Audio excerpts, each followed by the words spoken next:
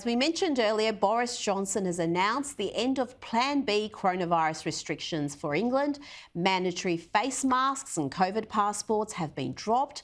Joining me now to discuss this is public health specialist from the University of Melbourne, Professor Tony Blakely. Tony, thank you for joining me tonight on Inside the News. Is this an optimistic sign that the UK has reached its Omicron peak and life can return to normal? Yes and yes. If you look at their case numbers, they've fallen about halfway already back down to where they were. So they're well on the way down. We're just at the top in most places on the East Coast and about to come down. Now, does it make sense to take masks off? Well, that's up to the UK to decide on what policy they want going forward. But I think it makes sense. They can relax a bit now. There's been a lot of people infected, so the Omicron numbers should go quite low. Keeping masks off, keeping the pubs open, all that sort of stuff means that the UK will bobble along at some level like that. They could make it lower by keeping masks on everybody, but that's a trade-off decision for them to make. And we've seen again that some of that modelling that politicians have relied on has again been wildly wrong. They were predicting thousands of daily deaths here in the UK, and thank God that hasn't eventuated. Why is that? Why is the modelling so often wrong and always wrong in the one direction? It's a good question, actually. I think what happened this time round is that people were looking at those who presented and were test positive. Now, with Omicron, the vast majority of the infections are behind that. There's probably 80 or 90% of people who get infected with Omicron who are not even symptomatic. And then those who are symptomatic, they've got to be reasonably symptomatic before they'll go and get a test. And then the numbers were being done from that point on, leading to overestimates. So, for example, the Institute of Health Metrics and Evaluation, it's a home of the Global Burden of Disease in Seattle. They have been on the money on this for at least 6 weeks now, talking about the numbers and the fact that the infection fatality risk, that's the percentage of people who get any infection from Omicron that die, is probably only 1 to 5% of what it is for Delta. So that's all the way back to the infection. So that's why the models have been over.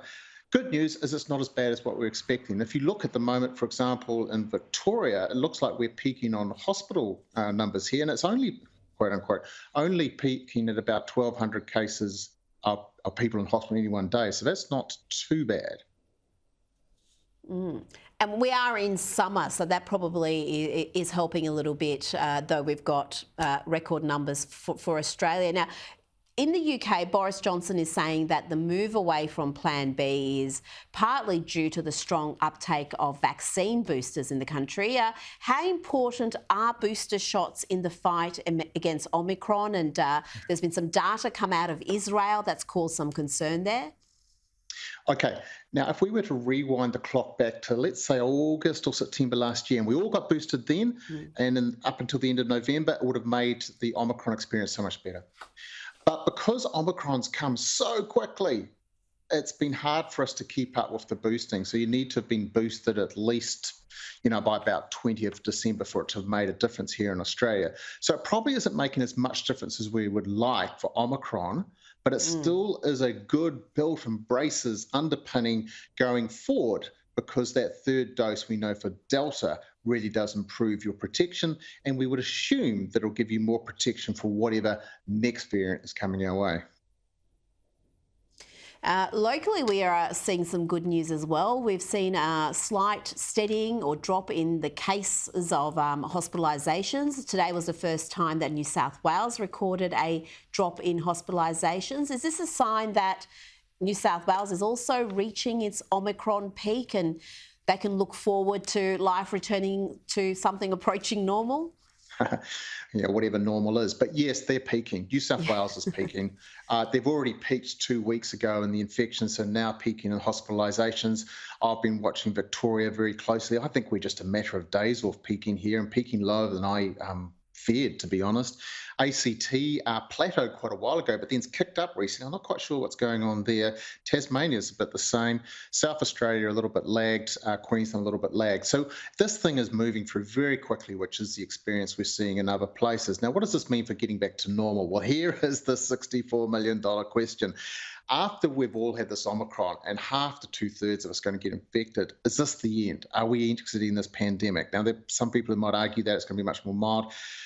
I hope that's true, but I think we need to be planning and at least thinking about the possibility that the next variant comes along by bad luck might be as infectious as Omicron and as virulent as Delta, which would be really problematic. So we need to be prepared to deal with that. I'm not saying it will happen. I'm not hoping it's going to happen, but that's where we're at now. On that, because we know there will be other variants, are we going to be locking down or having restrictions every time there's a new variant, or are we going to get to a stage with a high vaccination rate where we can have targeted protection? So those people who are vulnerable, who are have pre-existing conditions, are in age groups where they're at risk, they perhaps isolate, but the rest of us get on with business. Are we going to get to that point? All right, there's quite a bit going on here. Let's imagine we're 6 months ahead and we've got the vaccine that doesn't just go for the spike protein, but goes to the core part of the virus, which doesn't change as much with variants. When we get to that point, if it's a good vaccine that comes in 6 to 12 months' time, we shouldn't need lockdowns. We'll be tickety-boo. Between now and then, there's always the chance of a new variant being as infectious as Omicron through either vaccine escape or just inherently that infectious, and also being as virulent as Delta. Now, we hope that that doesn't happen, but the colleagues I've spoken to, and there's been quite a lot of chitter-chatter amongst the sort of evolutionary virologists, people who think about these things on a longer timescale, is that the chance that it's more or less virulent is essentially random. The other things you can predict a little bit. So we have to plan for that. And if that happens, we may need a full court press to protect ourselves, i.e. including lockdowns. Now, I'm not saying that will happen. The other scenarios that could happen is that the next variant might be just like Omicron and we'll be pretty fine. We'll work through it. Or it might not be as infectious as Omicron, but it's a bit more severe. But because it's not so infectious, we can control it with other measures. It's really just that scenario where we get a new variant that is both more infectious and more virulent, where I would not be able to promise you that we won't need lockdowns. But the other ones, I think we'll be okay.